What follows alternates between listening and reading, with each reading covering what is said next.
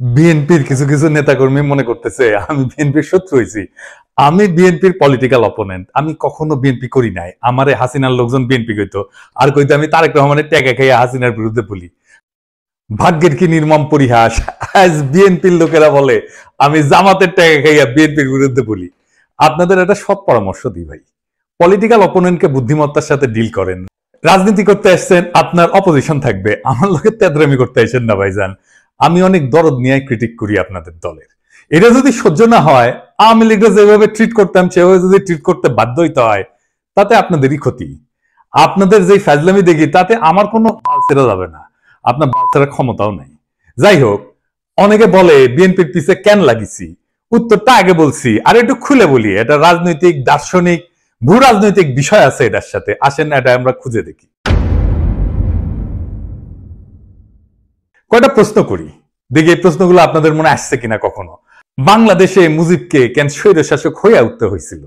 অত্যন্ত জনপ্রিয় নেতা ছিল কিন্তু মুজিব, তারপরেও স্বৈরশাসক হইয়া উঠতে হয়েছিল কেন? জিয়াকে কেন মরতে হইল? সামরিক ব্যাকগ্রাউন্ড থেকে আসা পরেও কেন জিয়াকে স্বৈরশাসক হইতে হয় নাই? কেন জিয়াকে মাইরা ক্ষমতায় এরশাদকে বসাইতে হয়েছিল? কেন এরশাদকে স্বৈরশাসক হইতে হয়েছে?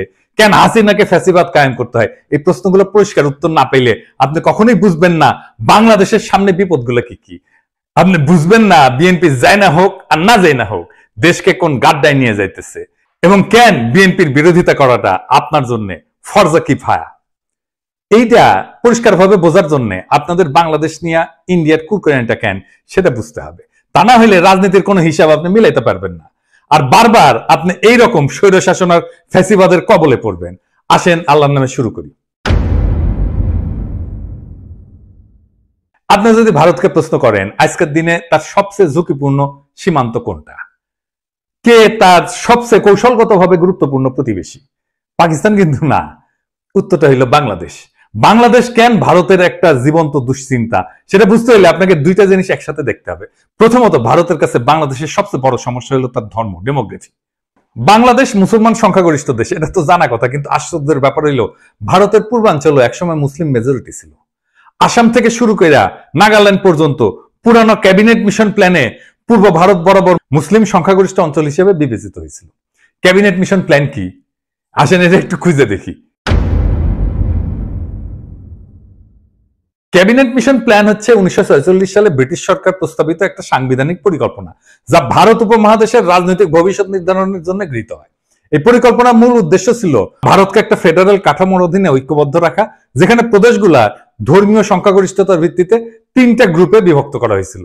গ্রুপে ছিল হিন্দু সংখ্যাগরিষ্ঠ প্রদেশগুলা, যেমন ধরেন মাদ্রাজ, বোম্বে, ইউনাইটেড প্রভিন্স, মানে বর্তমানে যেটা উত্তরপ্রদেশ, বিহার, সেন্ট্রাল প্রভিন্স ইত্যাদি।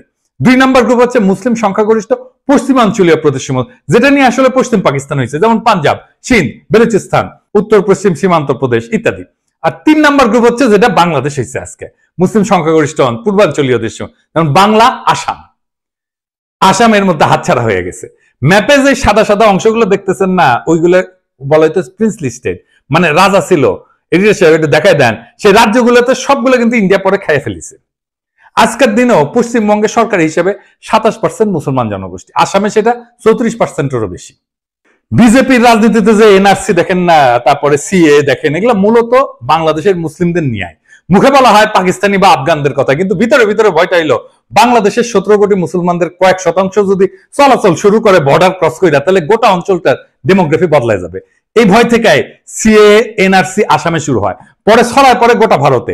সে মনে করে বাংলাদেশের মুসলমানরা ভারতে ঢুকে এই অঞ্চলগুলোকে যদি মুসলমান প্রধান বানায় ফেলে, তাহলে তো সেই রাজ্যগুলোকে রাখতে পারবে না তারা।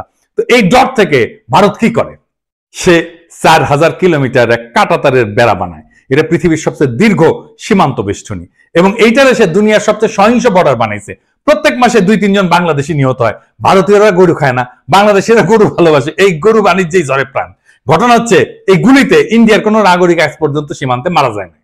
ভারতের অধিকার আছে বেড়া দেওয়া, ওর মুরগি উই লেজে কাটুক, কিন্তু আমরা বলার কে? রাষ্ট্র চাইলে সীমান্ত বন্ধ রাখতে পারে, কিন্তু বাস্তবতা হলো বাংলাদেশিরা তো ভারতে যেতে চায় না, যেতে চায় মধ্যপ্রাচ্যে, সিঙ্গাপুরে বা অন্য কোথাও। তবে তারা চলমান মানুষ, উদ্যমী পরিশ্রমী মানুষ, তারা চলে যায় সবখানে, এমনকি করাচিতেও।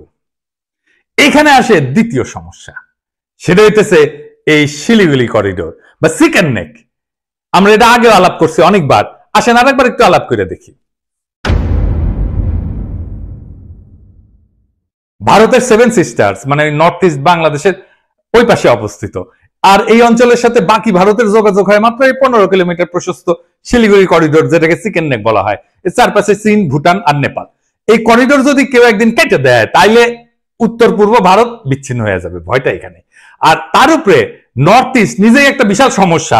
ত্রিপুরা, মিজোরাম, নাগাল্যান্ড সবখানে গোষ্ঠীগত সংঘাত, ধর্মীয় ভিন্নতা, ভাষা সংস্কৃতির বৈপরীত্য। অনেক জায়গায় বিদ্রোহ হইতেছে, আবার অনেক জায়গায় বিদ্রোহীরা মায়ানমারের বিদ্রোহী গোষ্ঠীর সাথে যুক্ত। তাহলে ভারত ওইখানে যুদ্ধ বাঁধলে ট্যাঙ্ক পাঠাবে কিভাবে, সেনা পাঠাবে কিভাবে, ভারী অস্ত্রশস্ত্র পাঠাবে কিভাবে? বাংলাদেশ ছাড়া কোনো উপায় নাই। তাদের প্রয়োজন ট্রানজিট এবং করিডোর।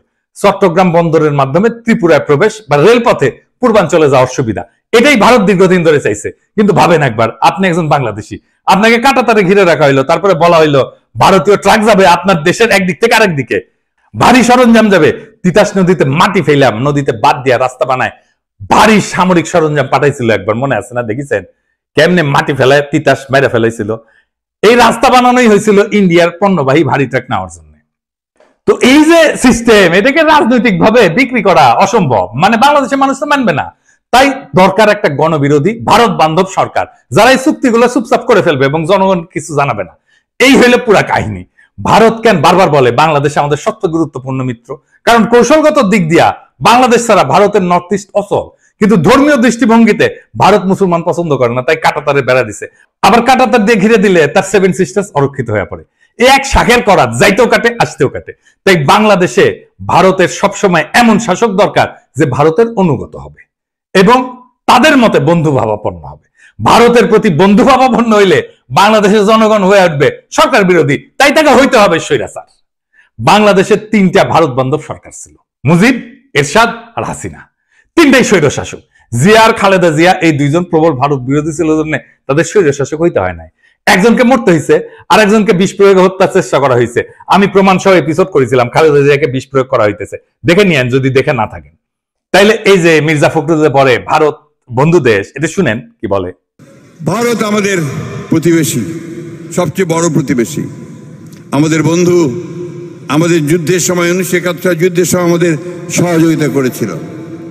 আমরা ভারতের কাছে সবসময় প্রত্যাশা করি যে ভারত বাংলাদেশের মানুষের পাশে দাঁড়াবে। শুনেছেন তো? আর এই যে আমরা যে অভিযোগ করি যে বিএনপির সাথে ইন্ডিয়া সিস্টেম করেছে, এই সিস্টেম যদি করে থাকে তাইলে তো বিএনপি স্বৈরাচার হয়ে উঠবে। বাংলাদেশের স্বৈরাচার হয়ে ওঠার সব শাসক ধ্বংস হয়েছে। বিএনপির নেতা কর্মীদের বলতেছে, আপনারা কি চান বিএনপি ধ্বংস হয়ে যাক? আমরা রাতারাতি বিএনপির মতো একটা দল তৈরি করতে পারবো, তাইলে ক্ষতি কার হবে? বিএনপির হবে নাকি বাংলাদেশের হবে? আজকের এপিসোড দেখার পরেও যদি আমাদের বিএনপির শত্রু বলে মনে হয় তাহলে কিছু বলার নাই। নিজের ঘর নিজে মারতে চাইলে কেউ তারা ঠেকাইতে পারবে না। তাই যারা এখন ঘুমায় আছেন তারা জেনে রাখেন, আপনার ঘুমের দাম ভারত ঠিকই বুঝে নিচ্ছে। আপনার ভূখণ্ড ব্যবহার করে, আপনার নদী হত্যা করে, আপনার ভবিষ্যৎ বন্ধক রেখা, আপনার গণতন্ত্রকে লাশ বানায় তারা আগ্রাসনকে সৌহার্দ্য বলে চালাই দিচ্ছে। আর আপনি একটা দলকে বাঁচাতে গিয়ে পুরা জাতিকে খাদের দিকে ঠেলে দিতেছেন। বিএনপি যদি আবারও এই খেলা না বোঝে, যদি তার নেতৃত্ব আবারও ভারতের পায়ের দিকে মুখ করে বসে থাকে, তাহলে মনে রাখবেন স্বৈরতন্ত্র কারো আপন হয় না। আপনি ভারতকে বন্ধু পাবেন, ভুল করেন না। ভারত কখনো বন্ধুত্ব চায় না, সে দাসত্ব চায়, করিডোর চায়, চুপচাপ মাথা নত করা সরকার চায়। আপনি যদি আজও সেই স্বপ্নে ভাসেন যে ভারত আপনার পাশে দাঁড়াবে, তাইলে আপনি ইতিহাস পড়েন নাই, রাজনীতি বোঝেন নাই, স্বাধীনতা মানে জানেন না। এখনো সময় আছে, সোজা হয়ে দাঁড়ান, আপোষের রাজনীতি ছুঁড়ে ফেলে দেন। যারা আপনার সমালোচনা করতেছে তাদের ভয় করেন না, বিবেকটা বরং আপনার জাগ্রত করেন। কারণ আজকের দিনে সত্য বলা মানে বিদ্রোহ করা, আর এই বিদ্রোহই যদি শেষ আশ্রয় হয় তবে আমি গর্ব করে বলি ইনকিলাব জিন্দাবাদ।